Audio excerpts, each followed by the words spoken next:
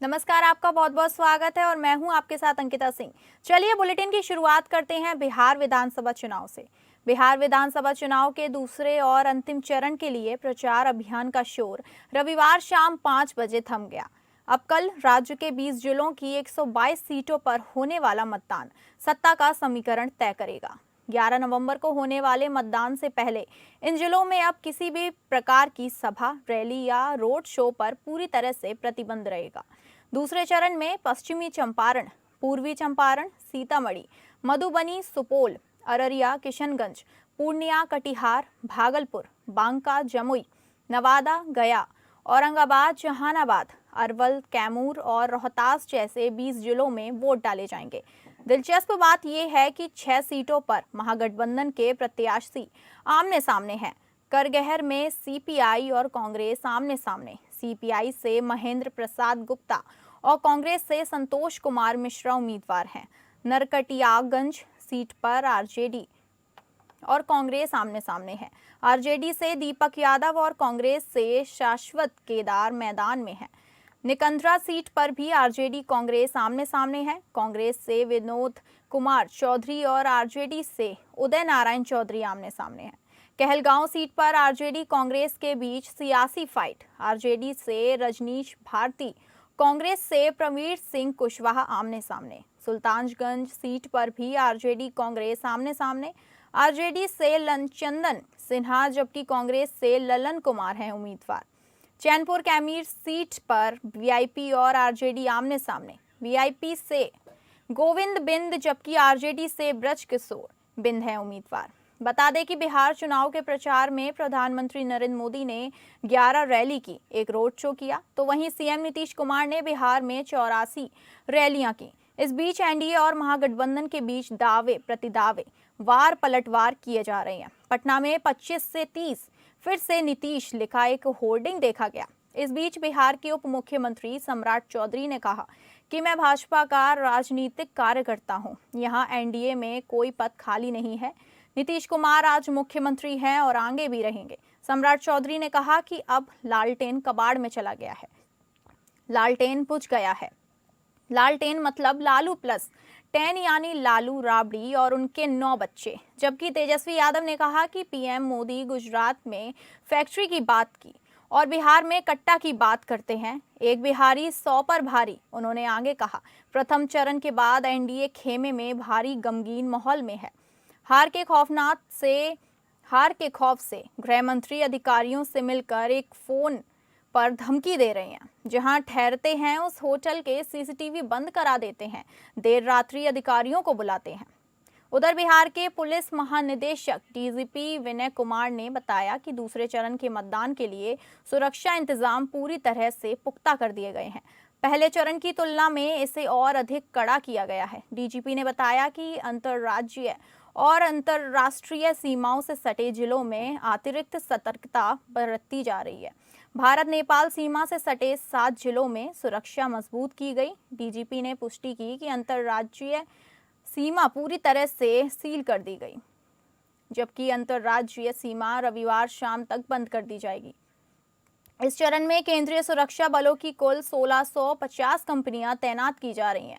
साथ ही राज्य पुलिस बल की अतिरिक्त टुकड़ियों भी तैनात होंगी ताकि प्रत्येक मतदान केंद्र पर शांतिपूर्ण मतदान सुनिश्चित किया जा सके।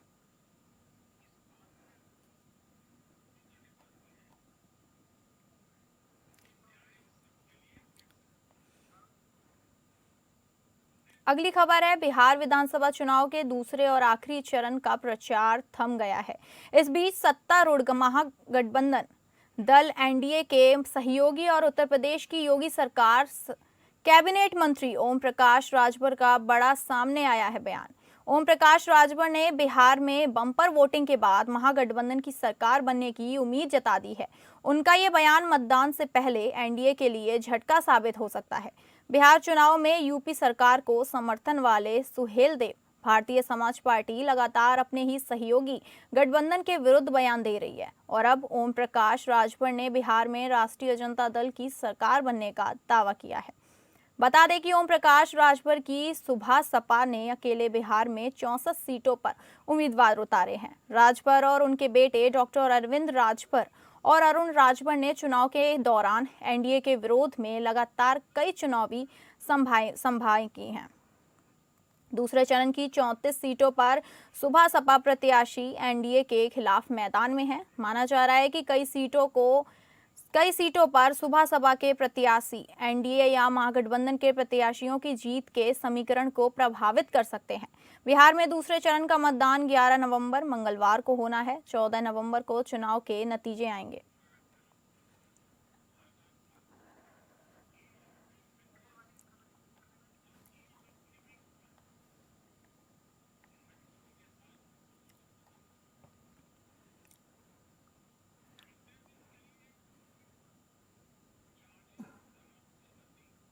बढ़ते हैं अगली खबर की ओर। झारखंड की बहुचर्चित घाटशिला विधानसभा सीट पर कल वोटिंग होगी।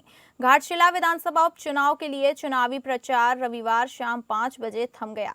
इस सीट पर कुल 13 प्रत्याशी मैदान में हैं, लेकिन मुकाबला मुख्य रूप से भारतीय जनता पार्टी और झारखंड मुक्ति मोर्चा यानी जेएमएम के बीच माना जा रहा है। बीजेपी की ओर से पूर्व मुख्यमंत्री चंपई सोरेन के पुत्र बाबूलाल सोरेन चुनाव मैदान में हैं, जबकि झामुमो ने दिवंगत पूर्व शिक्षा मंत्री रामदास सोरेन के पुत्र सोमेश चंद्र सोरेन पर भरोसा जताया। इसके अलावा जेएलकेएम के उम्मीदवार रामदास मुर्मू भी चुनावी मैदान में अपनी मौजूदगी दर्ज करा रहे हैं। पिछले कई दिनों से घाटशिला में दोनों दलों के बीच तेज प्रचार अभियान देखने को मिला। झामुमो की ओर से मुख्यमंत्री हेमंत सोरेन और विधायक कल्पना सोरेन ने चुनाव प्रचार के आखिरी दिन रविवार को रोड शो किया और जनता से झामुमो प्रत्याशी के पक्ष में वोट देने की अपील की। झामुमो अपने दिवंगत नेता रामदास सोरेन की लोकप्रियता और सहानुभूति लहर पर भरोसा कर रही है। वहीं दूसरी ओर भाजपा ने सीट को प्रतिष्ठा का प्रश्न बना लिया। पार्टी के बड़े नेता घाटशिला में लगातार डेरा डाले हुए हैं। इनमें पूर्व मुख्यमंत्री रघुवर दास, प्रदेश कार्यकारिणी अध्यक्ष आदित्य साहू, बंगाल के नेता शुभेंदु अधिकारी, केंद्रीय मंत्री शिवराज सिंह चौहान, प्रदेश अध्यक्ष बाबूलाल मरांडी समेत कई दिग्गज शामिल हैं। यहां तक कि उड़ीसा के मुख्यमंत्री ने भी प्रचार अभियान में भाग लिया। खुद चंपई सोरेन भी गांव-गांव जाकर अपने पुत्र के लिए समर्थन मांग रहे हैं। राजनीतिक विश्लेषकों के अनुसार यह चुनाव सत्ता पक्ष और विपक्ष दोनों के लिए प्रतिष्ठा का विषय बन गया है। घाटशिला सीट पर मुकाबला बेहद रोमांचक और कांटेदार है। जनता किसे चुनेगी, इसका फैसला 11 नवंबर को मतदान के बाद ही होगा। फिलहाल दोनों दलों ने जीत सुनिश्चित करने के लिए पूरी ताकत झोंक दी है।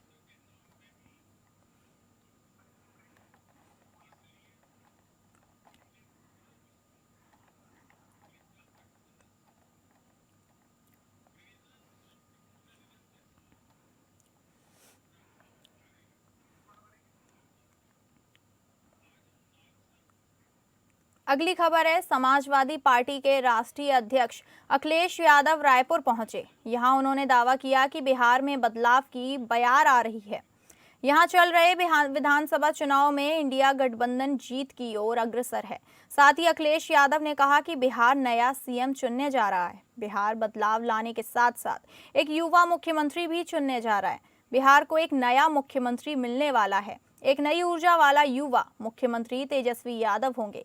साथ ही बीजेपी पर निशाना लादते हुए कहा कि इतने दिनों से इनकी सरकार चल रही है, पिछले 11 साल से घुसपैठी आए हुए हैं, तो इसकी जिम्मेदारी तो बीजेपी की है। बीजेपी घुसपैठियों से ज्यादा घूस पर ध्यान देती है। यूपी अपना परिणाम दे चुका है।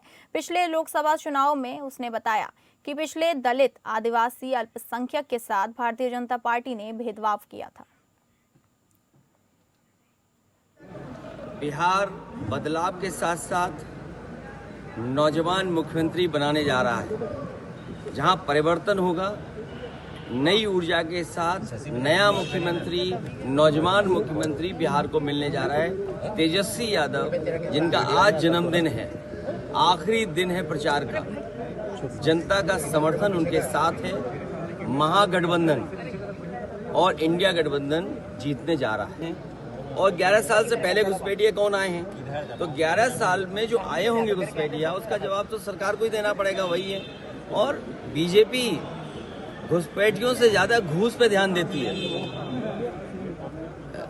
घुसपैठियों से ज्यादा घूस पे ध्यान देती है। यूपी अपना परिणाम दे चुका है पिछले लोकसभा में। यूपी की जनता ने पिछले बार अपना परिणाम दिया है और उसने बताया कि पिछड़े, दलित, आदिवासी, अल्पसंख्यक इनके साथ भारतीय जनता पार्टी ने भेदभाव किया है और हर तरह से भेदभाव हुआ है उनके साथ। पिछड़ों के साथ भेदभाव हुआ, आदिवासियों के साथ भेदभाव हुआ। अगली खबर, समाजवादी पार्टी के वरिष्ठ नेता आजम खान मीडिया से रूबरू हुए और इसके बाद उन्होंने विरोधियों पर जमकर हमला किया। बिहार चुनाव पर आजम खान ने खुलकर अपनी बात रखी। आजम खान ने बिहार चुनाव में न जाने की वजह भी बताई। आजम खान ने प्रधानमंत्री नरेंद्र मोदी को चैलेंज देते हुए रामपुर से चुनाव लड़ने की चुनौती तक दे डाली। उन्होंने राहुल गांधी की वोट चोरी के मुद्दे पर राजनाथ सिंह के पलटवार पर भी जोरदार हमला बोला है।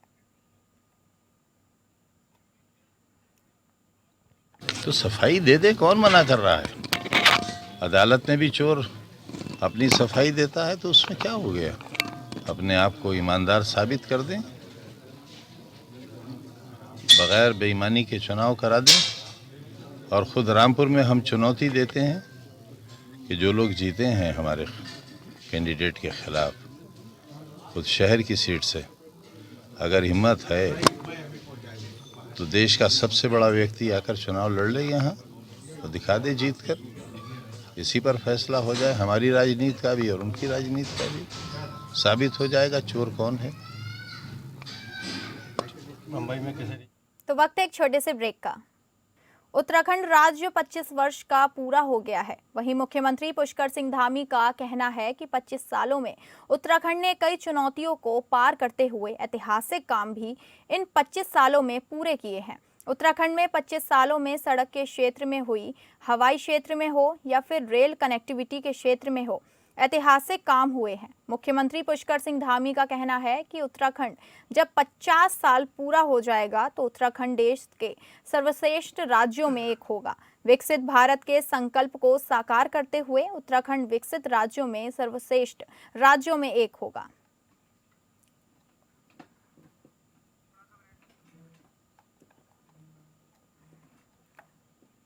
आपको बता दें, उत्तराखंड राज्य 25 वर्ष पूरा हो गया है। वहीं मुख्यमंत्री पुष्कर सिंह धामी का कहना है कि 25 सालों में उत्तराखंड ने कई चुनौतियों को पार करते हुए ऐतिहासिक काम भी इन 25 सालों में पूरे किए हैं। उत्तराखंड में 25 सालों में सड़क के क्षेत्र में हो, हवाई क्षेत्र में हो या फिर रेल कनेक्टिविटी के क्षेत्र में हो, ऐतिहासिक काम हुए।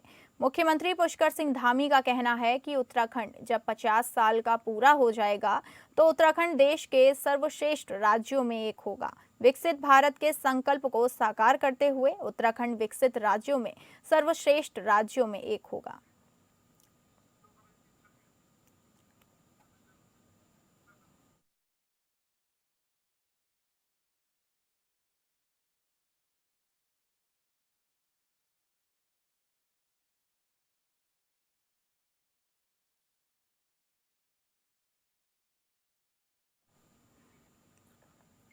हम अपनी जब गोल्डन जुबली मना रहे होंगे उस समय हमारा उत्तराखंड 2050 में, ये 25 साल का है, 25 साल बाद ये भी संयोग है कि 2025 में 25 साल का हो रहा है और 2050 में राज्य हमारा 50 साल का होगा, यानी कि स्वर्ण जयंती वर्ष होगा। उस स्वर्ण जयंती वर्ष में हम हिंदुस्तान के सर्वश्रेष्ठ राज्यों में से एक राज्य के रूप में हमारी गिनती हो, हमारी पहचान। प्रधानमंत्री आ रहे हैं 9।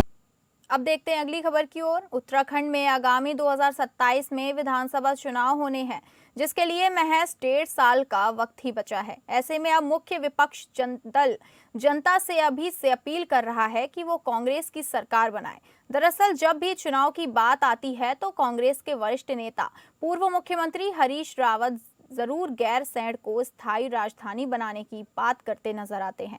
एक बार फिर हरीश रावत ने इसको लेकर प्रतिक्रिया दी है। उन्होंने कहा कि जनता की इच्छा शक्ति की आवश्यकता है। वे लोग जो समझते हैं कि गैरसैंण से उत्तराखंडियत का राज्य बनेगा, राज्य आंदोलनकारियों का सपना साकार होगा, तो उन सबको 2027 में एक बार हरीश रावत के सामर्थ्य को आजमाना चाहिए। एक बार तो कम से कम एक ऐसा हो कि 5 साल का वक्त हमें दें, फिर देखिए मैं क्या करके दिखाता हूं।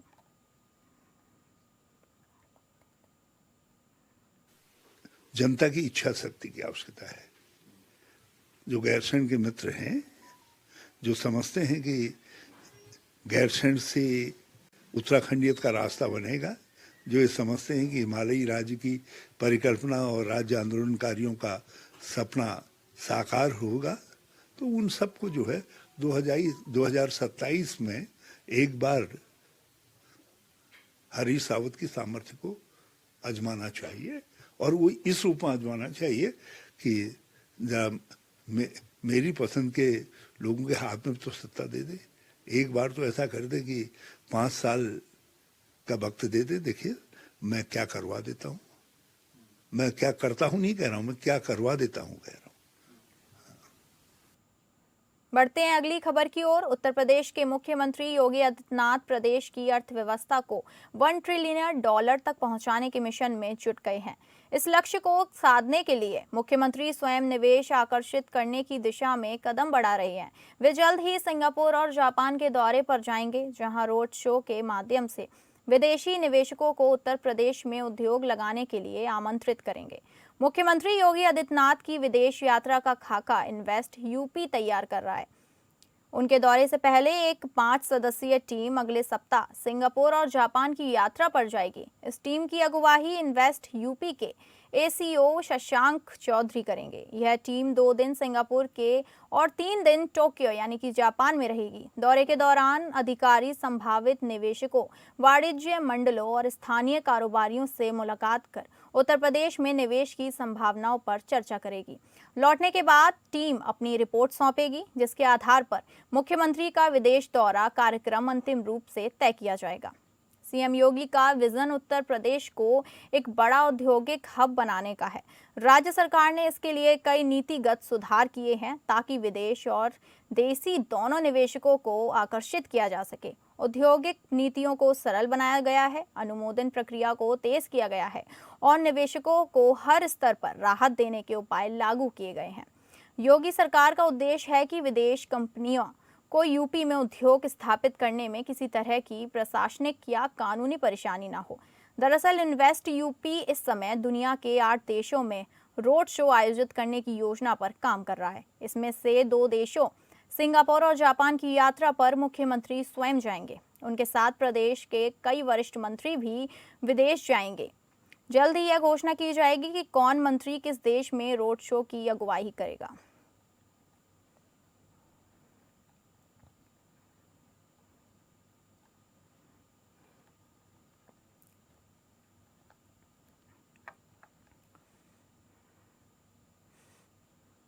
अगली खबर, आतंकवादियों से कनेक्शन के आरोप में हरियाणा के फरीदाबाद में पुलिस ने बड़े पैमाने पर अमोनिया नाइट्रेट AK-47 और कारतूस बरामद किए हैं।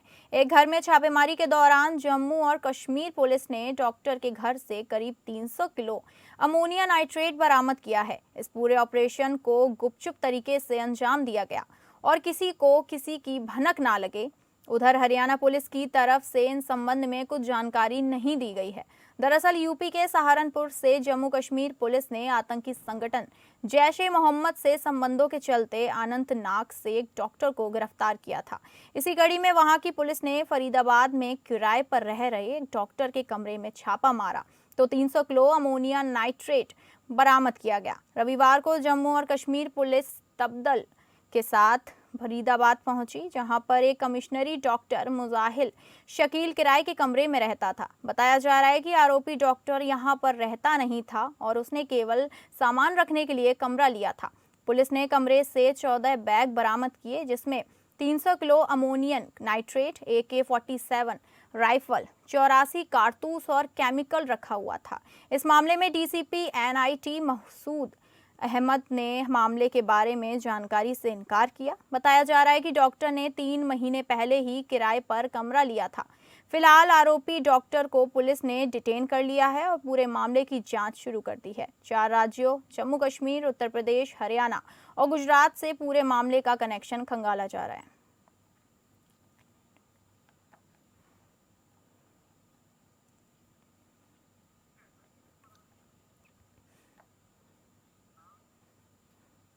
अगली खबर दिल्ली एनसीआर में बढ़ती सर्दी के बीच वायु प्रदूषण के हालात सुधरने का नाम नहीं ले रहे। सोमवार को भी सुबह एक्यूआई आनंद विहार, चांदनी चौक से लेकर ज्यादातर इलाकों में 400 के आसपास रहा। राष्ट्रीय राजधानी क्षेत्र में सीएमक्यूएम ने ग्रैब 3 जैसी पाबंदियां लगाने का अभी फैसला नहीं किया, लेकिन हालात और बिगड़े तो ऐसा किया जा सकता है। नोएडा और गाजियाबाद जैसे शहरों की हालत में भी मामूली सुधार ही है। दिल्ली की सीएम रेखा गुप्ता ने वायु प्रदूषण की स्थिति को देखते हुए ऑफिस जाने वालों से कारपूलिंग इस्तेमाल करने की अपील की है। उन्होंने निजी कंपनियों को वर्क फ्रॉम होम लागू करने की सलाह भी दी है। रविवार को इंडिया गेट पर सैकड़ों लोग जुटे थे। उन्होंने राजधानी में गंभीर होते हुए वायु प्रदूषण को देखते हुए हेल्थ इमरजेंसी घोषित करने की मांग की थी। साथ ही दिल्ली और केंद्र सरकार से आपात उपाय करने की मांग की थी। उनका कहना है कि गंभीर होता वायु प्रदूषण उनकी जिंदगी पर असर डाल रहा है। खासकर बच्चों और बुजुर्गों के लिए काफी मुश्किलें हो रही हैं। आपको बता दें कि ग्रैब 3 के तहत कई पाबंदियां लगती हैं। गैर जरूरी निर्माण कार्य, ध्वस्तीकरण, पुराने डीजल वाहनों पर पाबंदी, सीमेंट, बालू जैसे सामानों की आवाजाही पर रोक लग जाएगी। अंतर्राज्यीय डीजल बसों पर भी रोक लग जाती है। कक्षा 5 से स्कूल बंद कर ऑनलाइन मोड में पढ़ाई की इजाजत। स्टोन क्रशर और खनन संबंधी गतिविधियों पर रोक लग जाती है। आपात सेवाओं को छोड़कर डीजल जनरेटरों पर रोक लग जाती है। कंपनियों में वर्क फ्रॉम होम या हाइब्रिड मोड में काम करने की सलाह।